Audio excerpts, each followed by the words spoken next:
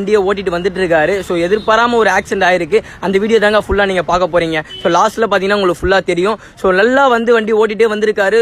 So டயர்ட்னஸாக இருந்திருக்கு போல், ரொம்ப பொறுமையாக வந்திருக்காரு. ரொம்ப பொறுமையாக தான் இருக்குது. அந்த ஃபுட்டேஜை பார்த்தாலே தெரியும். சில பேர் என்ன சொல்கிறாங்கன்னா அதி வேகத்தில் ஆக்சிடென்ட் ஆயிடுச்சுன்னு சொல்கிறாங்க. சில பேர் என்ன சொல்கிறாங்கன்னா வீலி தானாக ஆகாது, எப்படி தானாக ஆகும், ஸோ நீங்கள் வீலி பண்ணி தான் அது இதாகிடுச்சுன்னு சொல்கிறாங்க.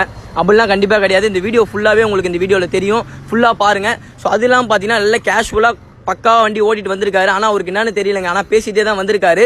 ஸோ கோப்ரோவில் vlog பண்ணிகிட்டே தான் உங்களுக்கு பார்த்தாலே தெரியும்னு நினைக்கிறேன். பொறுமையாக அழகாக கோப்ரோவில் vlog பண்ணிட்டு இன்டர்காமில் பேசிக்கிட்டே அழகாக வந்திருக்காரு.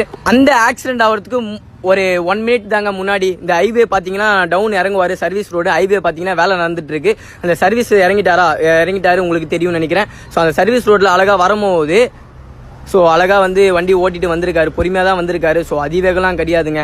ஸோ எதிர்பாராமல் பார்த்தீங்கன்னா இப்போ ஒரு ஆக்சிடென்ட் நடக்கும். ஸோ அது அவரே எதிர்பார்க்கல.